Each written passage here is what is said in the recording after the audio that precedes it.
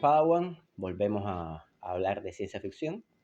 Esta vez, en el video anterior les había preguntado que me dejaran en los comentarios si alguien quería algo específico, algún escenario de la ciencia ficción, y me hicieron dos peticiones. Una sobre el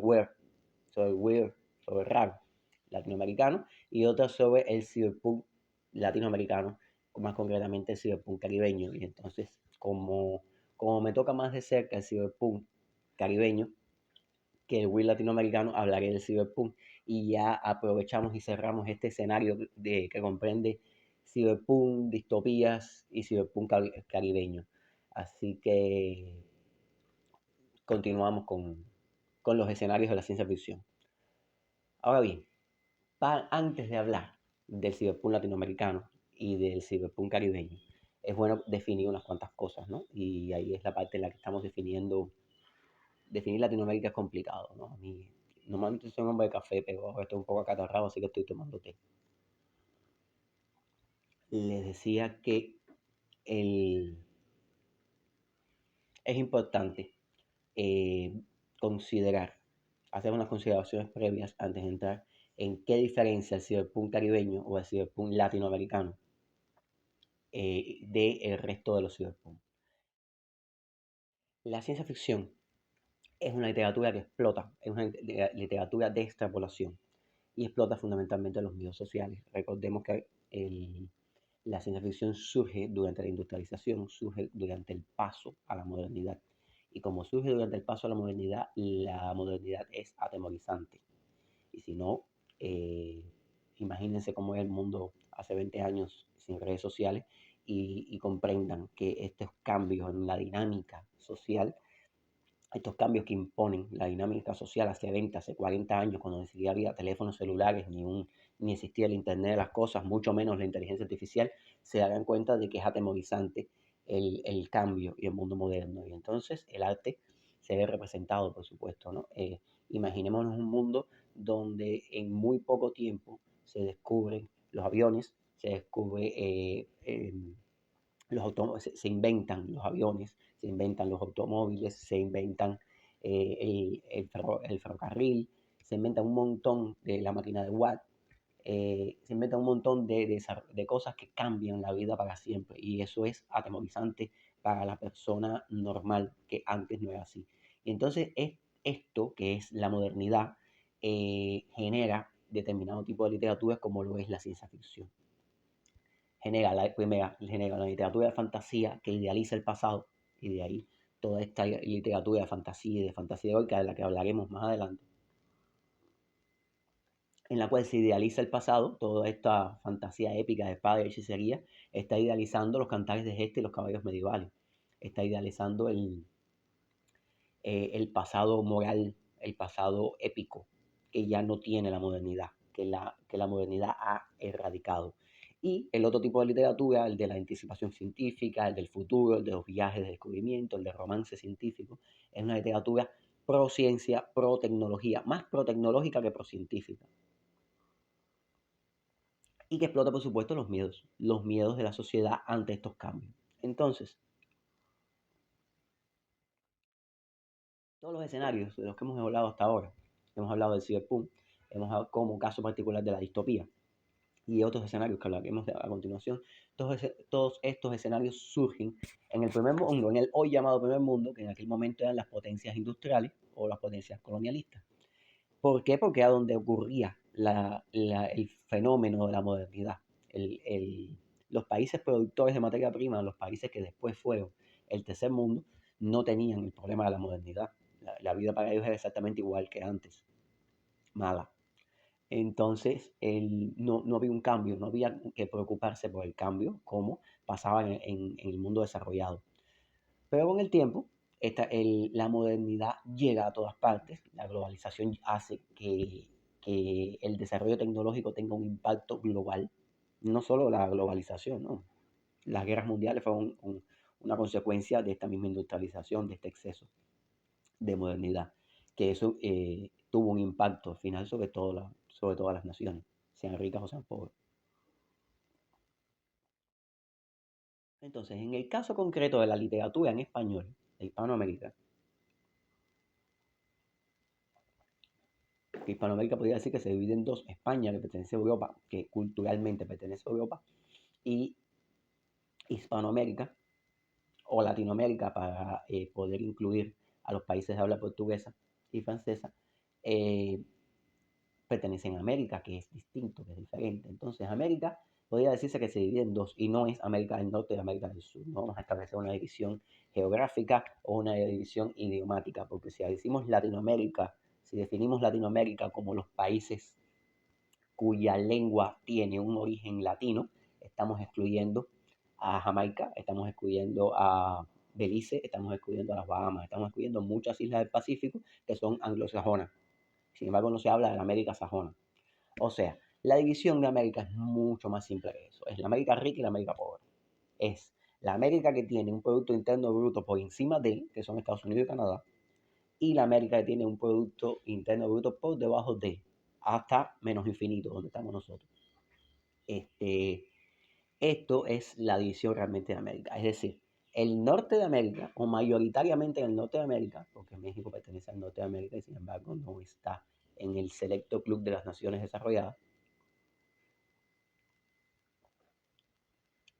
La ciencia ficción que se hace en los Estados Unidos se parece mucho, tiene mucho de parecido con la británica, igual que la ciencia ficción que se hace en Canadá, la que se hace en la parte anglófona tiene mucha influencia británica, y la que se hace en la parte francófona tiene mucha influencia de Francia y de Bélgica, o sea, del mundo francófono, que no es el Caribe francófono. Entonces, a esto vamos. La parte de América que es pobre tiene otros miedos que están relacionados con los países productores.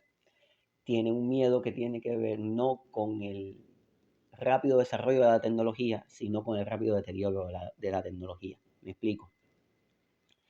Casi cualquier desarrollo tecnológico lleva un cambio en la vida, lleva un cambio en el nivel de vida. Los automóviles cambiaron, volvieron a perfilar las ciudades. En la ciudad en la que normalmente la gente se conducía en coches de caballo, de momento andaba en unos automóviles, automotores, que decían en aquel momento, que tenían, que hacían mucho sonido y que llenaban de humo todo. Es decir, hay un cambio en el mundo desarrollado a partir de un invento simple como lo es el automóvil. Sin embargo, el automóvil también repercute en otras naciones que no son desarrolladas. Por ejemplo, los países que tenían caucho, de momento empezaron a vender caucho. Es decir, existe de momento una producción acelerada del caucho, como lo fue la producción de caña. Es decir, aparece otro gremio y eso automáticamente hace un cambio social. Un cambio social que no está relacionado con que hay automóviles en las ciudades. No está relacionado con el producto, sino con su producción. Empiezan a haber guerras por la materia prima, primeramente por el carbón, después por el petróleo. Los países que exportan petróleo cambian su nivel de vida, los países que no tienen petróleo de momento no tienen una entrada de dinero. Por la entrada de dinero es importante si ese país es colonizado, es ocupado por una nación extranjera. Casi todas las miniguerras, las guerras de los conflictos de mediana y baja intensidad que ha habido en el siglo XX tienen relación con este sistema. Es decir, que un cambio tecnológico influye no solamente en las personas que obtienen el objeto tecnológico, que puede ser el teléfono celular, sino en los productores.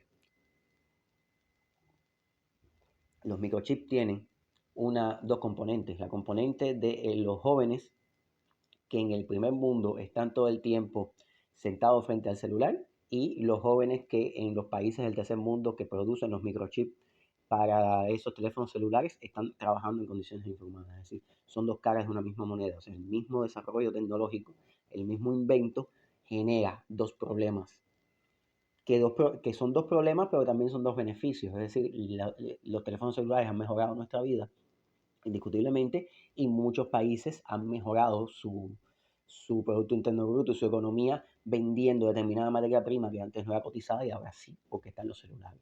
Es decir, no todo es malo, hay algo de bueno y algo de malo con el cambio tecnológico. Ahora bien, a lo que nos importa a nosotros, que es el arte. En la ciencia ficción que se hace en los países productores no es la misma de los países consumidores. ¿Por qué? Porque el miedo es distinto. La globalización impone un miedo diferente. No es lo mismo, los países anglosajones no tienen el miedo que poseen los países de habla hispana a perder su identidad cultural, que además es generacional. Eh, y eso no se puede comparar con el miedo de pequeñas comunidades que hablan determinados idiomas que prácticamente están muriendo. Estamos hablando de las comunidades que hablan nahual en América, pero también podemos estar hablando de los ucranianos que su lengua materna no es exactamente el ruso. Y ante el avance cultural de primero la Unión Soviética y después de Rusia, ha hecho que los hablantes de ucraniano, ojo, el ucraniano no es el ruso, los hablantes de ucraniano se sientan como una minoría y sientan que están perdiendo parte de su cultura ante la imposición de una cultura superior. Imagino que lo mismo pase con las minorías kurdas en Turquía, cosas así. Siempre hay una minoría que siente más el peligro de la globalización que otra, porque al final los hispanohablantes, frente a la cantidad de anglicismos que están usando las nuevas generaciones, sí, obviamente nosotros nos sentimos mal por ello como habladores, pero ojo, en el mundo somos mayoría y la cantidad de gente que habla aymara es mucho menor. Así las cosas, la pérdida de la identidad cultural, la pérdida de los valores, la pérdida eh, ante sociedades más fuertes, ese miedo social genera un tipo de escenario diferente en la ciencia ficción, en especial de las distopías. También la inestabilidad política, la pobreza, la inestabilidad económica, la inflación, todos estos factores hacen que las distopías se vean desde un color distinto, desde un tono distinto en países como América Latina, sobre todo América Latina, que tiene un historial de dictaduras bastante prominente, de dictaduras y de gobiernos dictatoriales, tanto de la derecha como de la izquierda. Eso es lo que hace es que nosotros veamos la distopía de una manera distinta. Ya les hablé en el video de las distopías sobre esto, les hablé sobre la distopía tropical, sobre el tono desenfadado de las distopías, así que no voy a volver al tema. Vayamos al Cyberpunk. El Cyberpunk es un escenario de decadencia. Es prácticamente un escenario en el cual un país desarrollado como Estados Unidos propone un futuro en el cual ellos están en el tercer mundo, es decir, ellos están siendo colonizados culturalmente por Japón, en el caso de Cyberpunk clásico, o una potencia extranjera. Posiblemente muchos escenarios de Cyberpunk moderno anglosajón estaría, esto estaría, el, este escenario estaría con China, por ejemplo, pero no es el caso de un cyberpunk hecho en Cuba, o un cyberpunk hecho en México, o un cyberpunk hecho en Argentina o en Chile. ¿Por qué? Porque ya la decadencia existe. Ya muchos de los detalles que suenan interesantes y pintorescos en países del primer mundo, como por ejemplo esta zona que claramente es de Estados Unidos, en la novela Neuromante, donde todo el tiempo hay un corte de luz, donde no hay electricidad que venga de afuera y le dicen, no es Badside es como se le dice, Badside es como se le dice en Appleset, es Night City. Night City, esta especie de ciudad completa que está desconectada del gobierno y el resto de los lugares y no hay electricidad en ninguna parte. Eso prácticamente es una burla para los que viven en Cuba o en Dominicana o en Puerto Rico ahora mismo, ¿no? Es simplemente muchos elementos que son de nuestra vida diaria en América Latina son elementos pintorescos y extrapolativos y de un futuro distópico para esta ciencia ficción anglosajona o esta ciencia ficción de países desarrollados. Por lo tanto, el tercer mundo explota, va en otro sentido, es porque explota unos miedos distintos. Explota el miedo de la pérdida de la identidad, explota otro tipo de miedo. Ahora, ¿por qué Cyberpunk se sigue haciendo y por qué se hace en el tercer mundo? Si es al final un miedo social de países del primer mundo.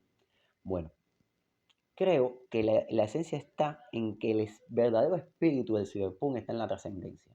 Cuando vemos, por ejemplo, novelas clásicas como Neuromante o del mismo cyberpunk japonés, Ghost in the Shell, que es un clásico tanto del manga como del anime, podemos ver que el objetivo de los personajes tanto del villano como o sea, tanto del protagonista como del antagonista, está en trascender, está en alejarse del mundo material, está en que el mundo material es algo terrible, pero yo soy algo más que esto, yo soy algo más que esta carne, yo soy incluso algo más que estos circuitos y que estos transistores.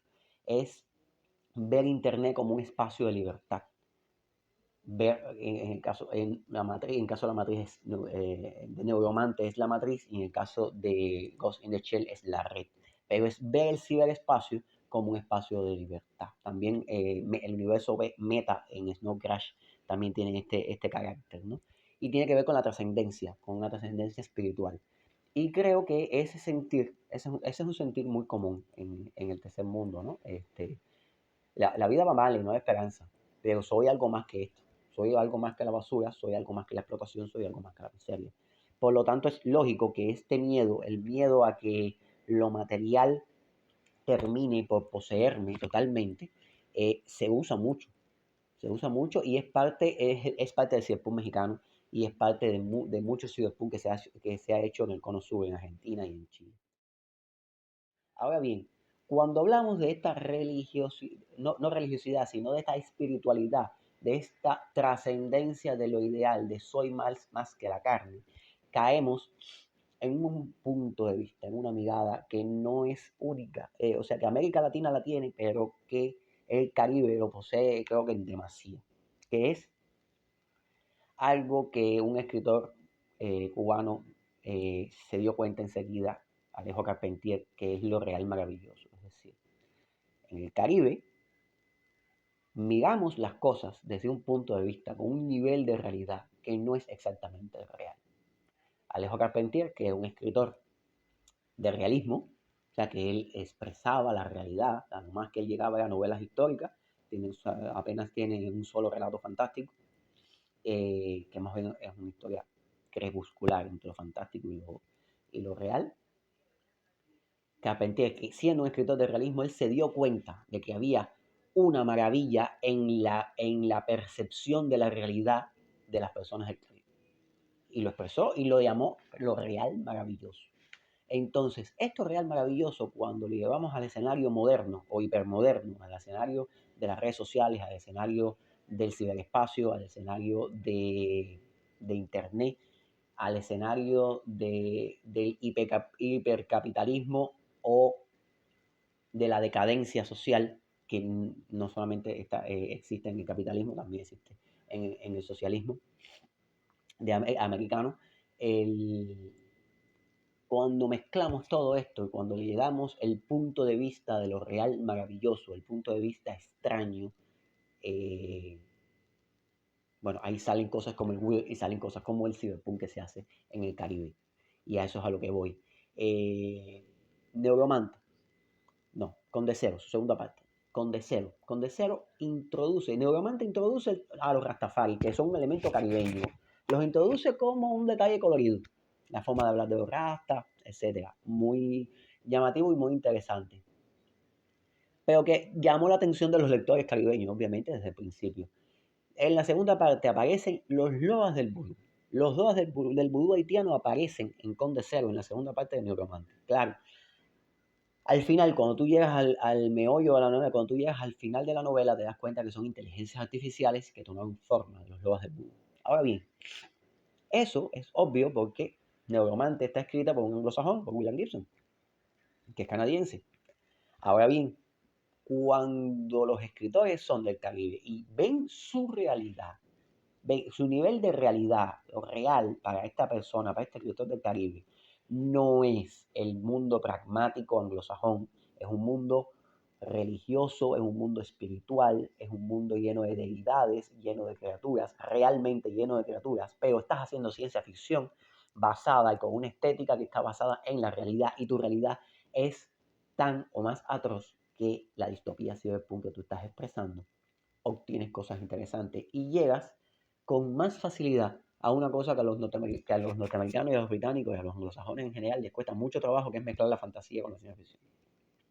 No es que el cyberpunk caribeño mezcle fantasía con ciencia ficción, no, es que él introduce términos folclóricos que históricamente han sido los elementos que sustentan la fantasía con términos tecnológicos que son los que históricamente sustentan la ciencia ficción. Por lo tanto, al tú mezclar estos, hay un problema porque el folclore en los países desarrollados, el folclore significa lo viejo, lo abstracto, lo que se pone en contra del progreso, y la tecnología es el progreso mismo. Pero para nosotros, que el folclore es el sustento para no morirnos, es lo espiritual, mientras que la tecnología no necesariamente es el progreso, a veces la explotación.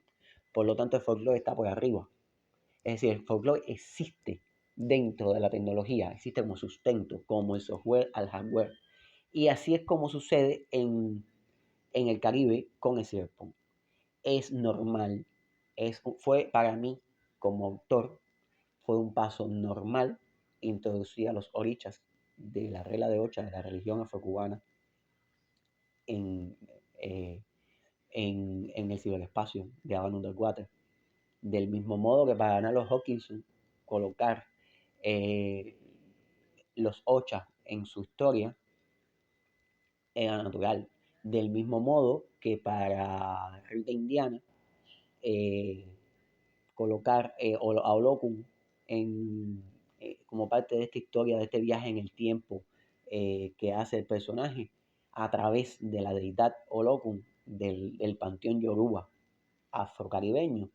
Es natural, es normal, no hay ninguna necesidad de una explicación científica, no hay una necesidad de explicar nada, queda lógico, porque hay un formato real, tecnológico, decadente, en estas tres novelas que estoy analizando: Brown Gate in the Ring de Nalo Hopkinson, la de Alex Vargas, su traducción al español, A Underwater mía, y La Mucama de Micunle de Rita Indiana. Son esas tres novelas caribeñas, además hechas en años distintos. Y Alex Vargas es el 99, Mi Habana Underwater es el 2010, y no recuerdo bien el año de Rita Indiana, es mucho más para acá, y estoy seguro de que no nos hemos leído entre nosotros. Yo estoy seguro que yo no me leí a Nalo Hopkinson, y estoy casi seguro que Rita Indiana no me leyó a mí. Tal vez se ha leído Brown Gate in the Ring, pero estoy seguro que Habana Underwater no se la leyó para escribir La Mucama de Micunle. Simplemente los caribeños tenemos una manera de pensar común, y esa manera de pensar común en nuestra realidad era lógico, era obvio que queríamos un paso hacia un escenario en el cual lo espiritual coexiste con lo tecnológico, y es necesario, y es su sustento. Esa es la característica fundamental que tiene el cyberpunk que se está haciendo en el Caribe.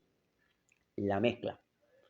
La mezcla entre ciencia ficción y fantasía, que no, en realidad no hay tal mezcla de ciencia ficción, es simplemente el ojo caribeño con el cual tú miras la realidad, y el progreso tecnológico no lo ves como un progreso, lo ves como un problema, y ese problema está salvado o sustentado por tu religiosidad.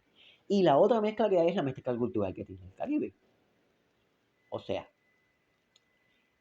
América Latina tiene tres pilares culturales grandes, importantes, determinantes, que son el, el originario que ya existía, que ya es bastante complicado. O sea, el originario o el indio, estamos hablando de que había varias civilizaciones, no una sola, no había una civilización americana, había varias civilizaciones, cada una de estas civilizaciones tenía varios